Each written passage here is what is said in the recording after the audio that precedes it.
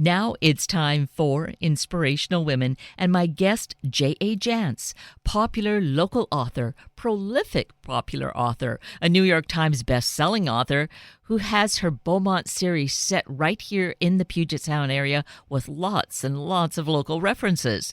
And Beaumont is the new book just coming out this week, along with a week full of book events. Sins of the Fathers is a truly gripping, another gripping story that takes us on an intriguing ride, touching on many contemporary issues. So let's get right to it and meet Miss Jance. J.A. Jance, good morning, and thank you so greatly for being with us this morning. Thank you. I'm glad to do so. And of course, it goes without saying, thank you for another compelling and exciting and stimulating read with a brand new Beaumont book, Sins of the Fathers. Well, it's fun to revisit him. He and I have been together as author and character for the better part of 3 decades now. I started writing about him in 1983. So it's been a long time. It is. So he definitely feels like a good friend.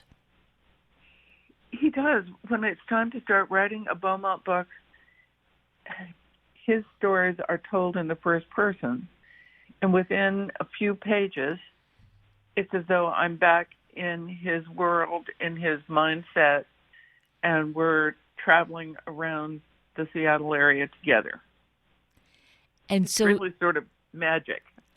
Well, and I'm so interested in that because in reading it, and he has this really quirky, funny personality and the kinds of things he will say, or at least he thinks, and he won't necessarily say. I wonder, now, is Miss Jance thinking this as she's writing it, or is she in a different persona? So which is it? Beats me. They flow into each. No, it feels to me as though he's saying them. Okay. It's really, I guess it's sort of schizophrenic. Probably as good a description as anything, right? or at least gets that point across. But he does have this, a really great personality where as we read, we need to kind of chuckle along with him. And because he does have some really funny comments to make. And it's just fun to be able to meet up with him again. And so with this new book, with Sins of the Fathers, really intriguing, lots of very interesting pathways and roadways that he traverses here. And really, it's so contemporary, really touches on so many issues that really are part of our life today. Well, the interesting thing for me was that the groundwork of this, the foundation of this story, was laid in the 4th book in the series, way back to a book called Taking the Fifth. I should have named the 5th book Taking the Fifth instead of the 4th, but I didn't. But this story begins with things that happened in Taking the Fifth back in the 80s. And so it's also a blast from the past for both of us, for my character and me, and also for the readers. Yes, it is. Definitely for the readers, because for those of us who remember Seattle in those days, as he drives around and is reminiscing, we can say, yes, I remember those good old days. And he stops himself short, of course, when he says that, right? Those good old days. Yes. It sort of surprises him that he keeps thinking about the good old days.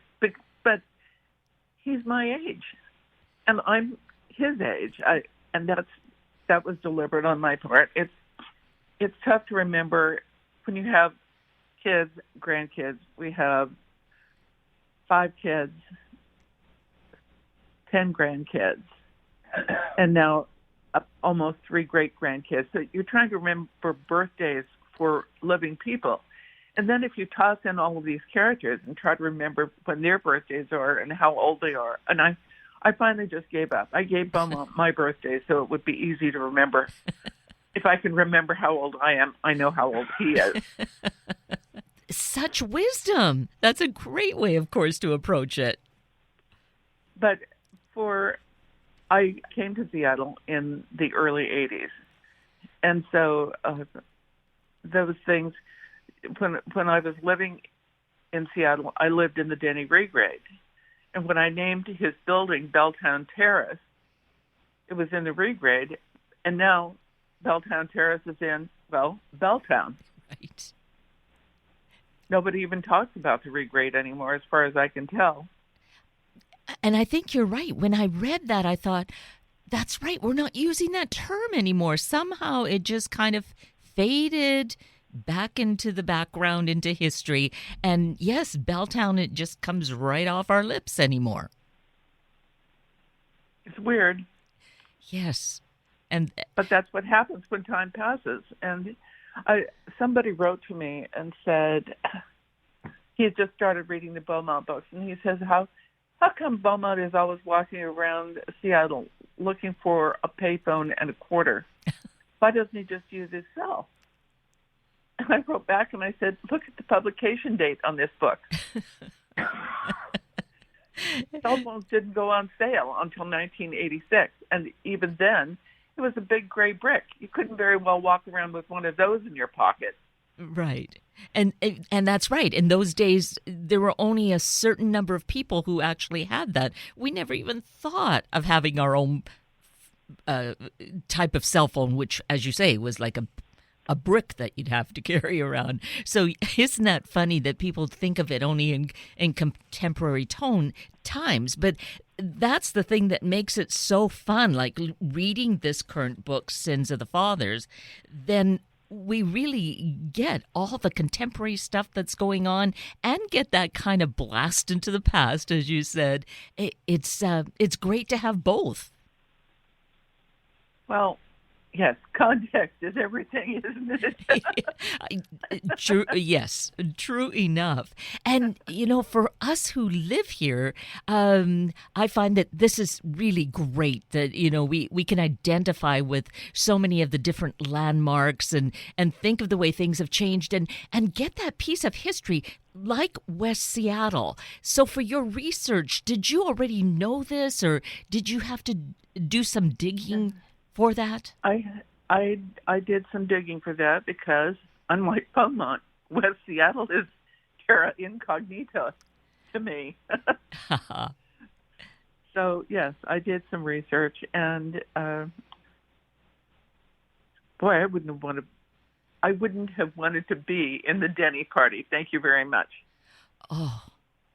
No, 30 years ago in Seattle felt like maybe that was kind of an ideal time. But if you went back 130 years, oh my gosh, that was really, really scraping by and tough times. Yes, it was.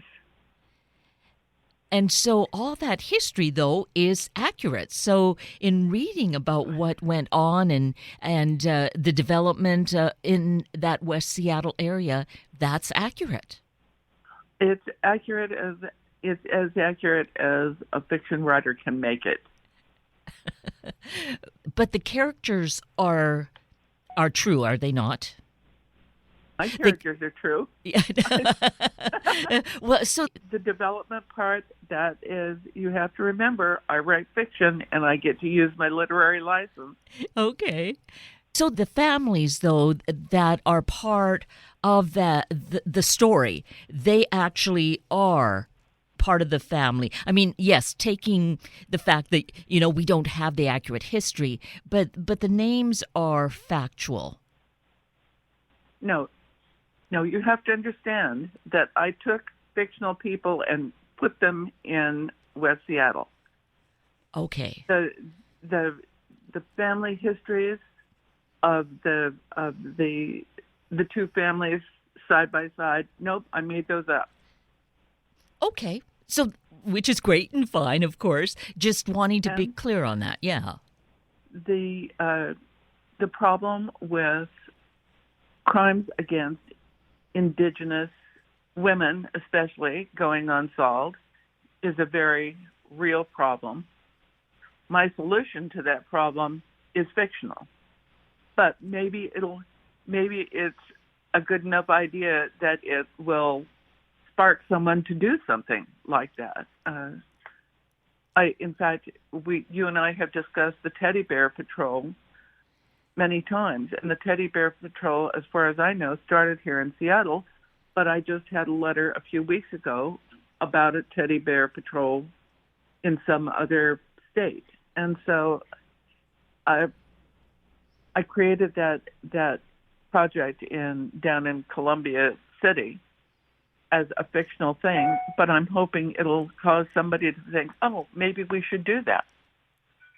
And that one I did look up. I thought, now, is this something that actually exists? And I didn't find it. So for you to share this with us, Miss Jance, is so critically important because I can see it as being something really existent. I know in Canada, it's become much more of a focus to set up some sort of I guess like a data bank to try and solve some of these crimes, these murders against the women.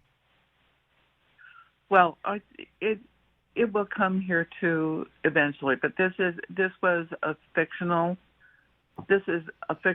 solution to a very real problem. And I guess that's the beauty, isn't it, of fiction, is being able then to create these scenarios and plant ideas. Okay, there's a way that it makes sense. It doesn't exist, but I love your idea that I'll plant the seed and who knows what's going to happen with it. Right. Yeah. Somebody might just take it and run with it. Exactly. And so this book really does touch on so many of the contemporary themes of life, such as the murder and just not paying attention to the death of the Indigenous women. But the main focus of this story is the very real issue, contemporary issue of grandparents being left holding the bag for babies who are born to parents who are totally unprepared to take care of their children. And that we know happens. Alan Dale is the real hero of this story, and that story is told with profound respect for all of those grandparents who are giving up their golden years, their supposedly golden years, to take care of their grandchildren. Oh, yes. The sacrifice they're making, and yet they know that they need to do this. The option is just not an option. Yes. Saying no is not an option. And so they do it. They do it every day. The man I knew who really did take home his newborn granddaughter after she was weaned off methadone. He cared for her. He was a divorced older gentleman. He cared for her on his own for 9 months. And he was a man in his mid-60s. And it really cost him seriously in terms of his own health. But he saved that little girl. Oh, so she has her life to owe to him. Absolutely. Yes. Absolutely. And the thing that I write fiction, so the system is much less onerous in my story than the system is in real life, because the system has all kinds of rules and procedures that are intended to reunite the families when the families never existed in the first place. I shouldn't even get started because I can tell my blood pressure is Oh, going no. up. No, we don't want to affect your health that way. But you're right. I made the system less burdensome and more cooperative than is realistic, I'm afraid. And I yet, guess you could say I sugarcoated it.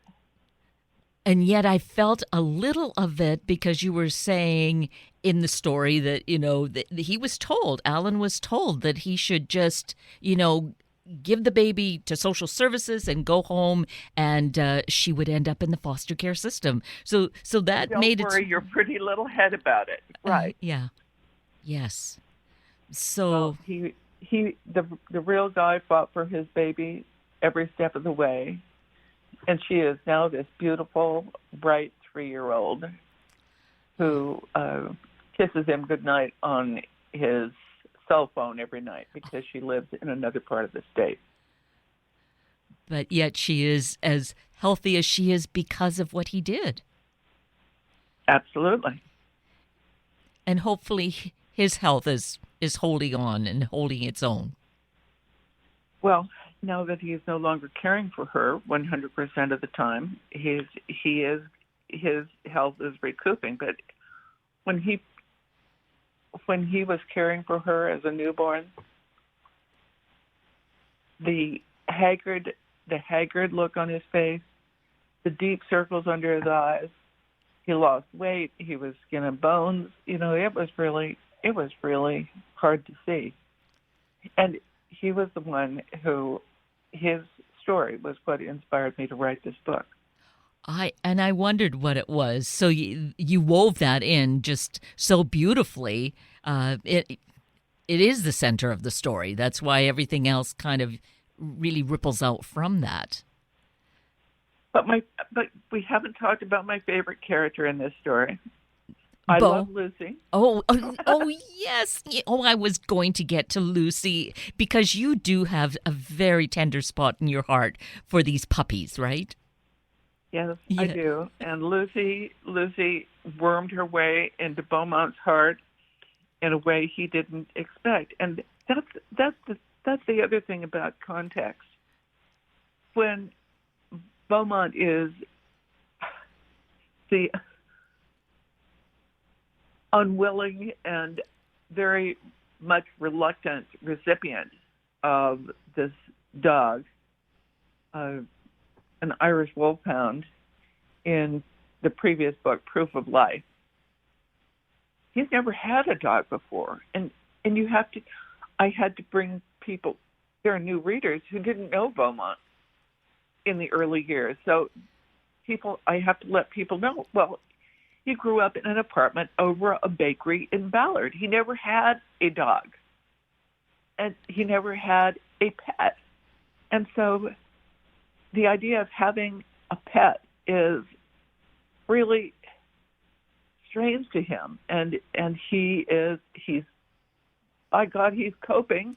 He's learning to get along with that situation, but it's been surprising for him, and Lucy has been a huge help for him in bringing him in this critical time where he is sort of reluctantly retired and hasn't figured out what to do in his retirement years. Is he just going to be a stay-at-home house husband? And now he's on a path to become a private eye. And this case with finding the baby's mother is really his first private investigator.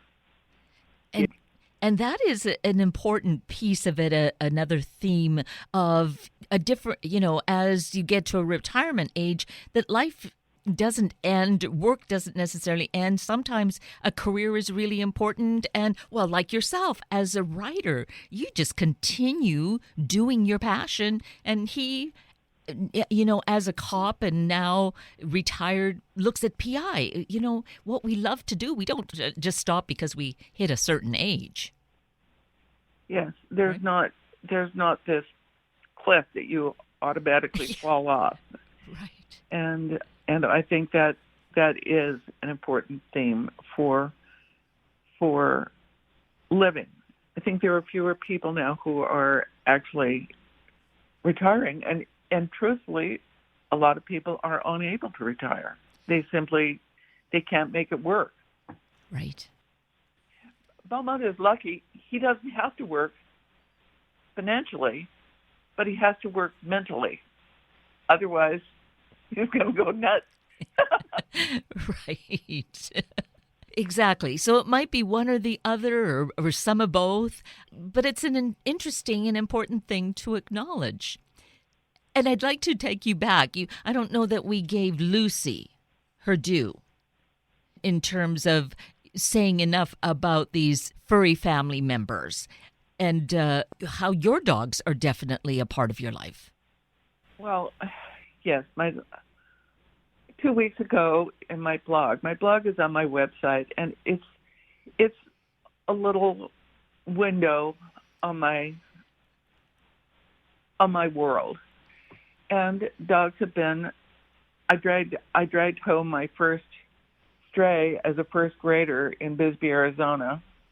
I I carried the dog home and then told my mother that it followed me, which was a lie. And my mother said, "You're not keeping that dog." Well, it happened that my grandparents were visiting from South Dakota, and my mother's mother. And the next morning, the grandparents, Grandpa and Grandma Anderson, came up to have breakfast. And while my mother was over at the stove fixing breakfast, my grandmother was taking little tiny pieces of toast and stuffing them under her green sweater because Daisy was hiding there. And of course, my mother could tell me I couldn't have a dog, but she couldn't very well argue with her mother. So dogs have been part of my life ever since. But I wrote my blog, and at the end of it, I said, "This blog is brought to you with the approval of my whole string of dogs, my lifetime's worth of dogs." And then my daughter read my blog, and she said, "Mom, you left out Mandy." And Mandy was a dog we had for 6 months in the 80s. And so this week's blog, which will be up on my website tomorrow, is about Mandy, and it's called The Case of the Missing Dog. But my blog is on my website, which is www.jajance.com, and on it you can find my blog, which posts every Friday. I've been writing a blog for 13 years now, at least. And you can go back in the archives and see what I've been doing. It's like reading my autobiography in weekly installments. But there's a schedule page which will show where my appearances are when the book tour starts next week. There is a books purchase page, and on the books page, if people want to have a downloadable listing of my books, over on the far right-hand side of that page, there's a link that will give them the list of all of my books in all my series in order, because it turns out some people are what I call IORs, in order readers, and they want to start at the beginning and read through to the current book. And so that listing is to help those folks be able to find what they need. But the website is a useful tool in that regard. Oh, for sure. Yes, dogs have been part of my life, and two dogs, our pound puppy Boney, who came to us when he was so small that while I was housebreaking him, I could hold him in one hand. And at that point, I had no idea he was going to grow to be a 110-pound Irish Wolfhound. And our grand dog, Stormy Girl, Lucy, Rambo/Lucy, is a combination of those two Irish Wolfhounds in our lives. Who are also great babysitters then. Actually, yes. Boney had teeth that were 1.5 inches long, and some people were there with their 3-year-old and weren't paying attention. And that little girl went up and stuck 2 of her pointy little fingers up Boney's nose. Ooh. And he just backed away from her. Mm. He could have demolished her, but instead he backed away, shook his head, and walked off. Yes. Oh. Definitely a people dog, a babysitter. And Boney did love to ride with his head on my husband's shoulder. My husband would be driving the car. We drove with the dogs from Seattle to Tucson, and that's how Boney rode the whole time. My husband always had to have a towel because otherwise his whole shirt would be drooled upon. But people would almost wreck their cars because his head was so big that it completely obscured Bill's head.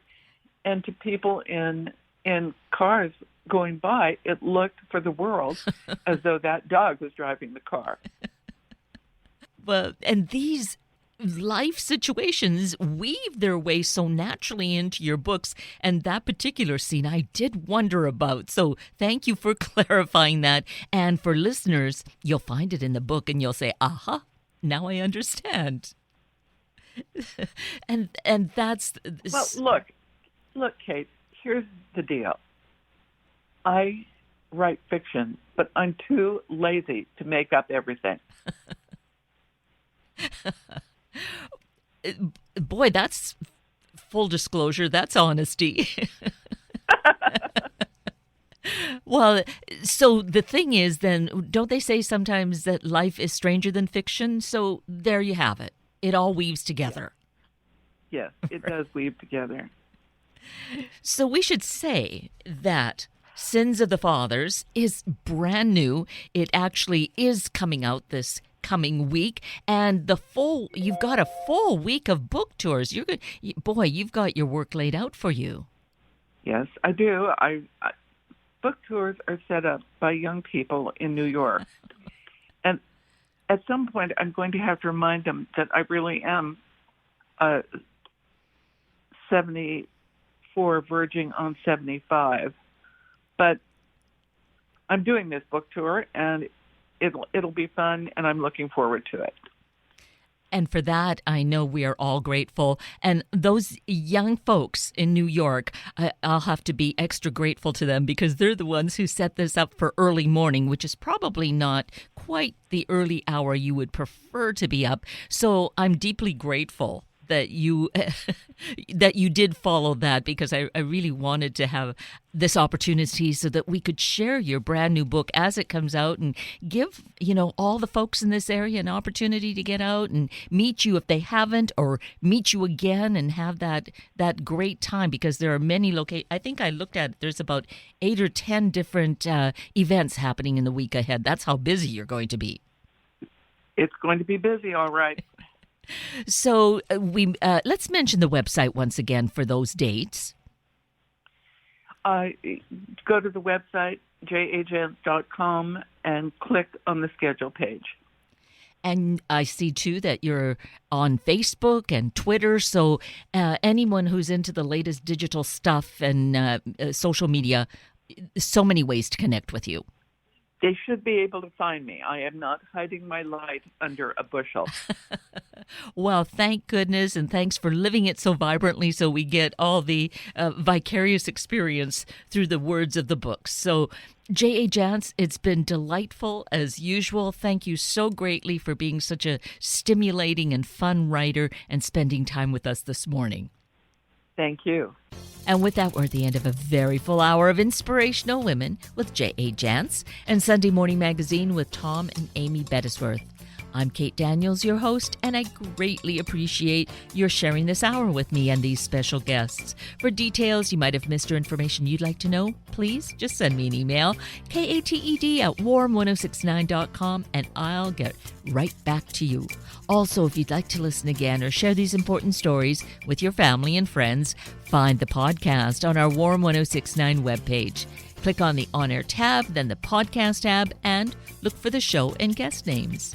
I now wish you and your family a day of major commitment to health, specifically our heart. Have a week of the same, and then please plan to join me again next weekend for another hour of Sunday Morning Magazine and Inspirational Women on Warm 1069. Good morning.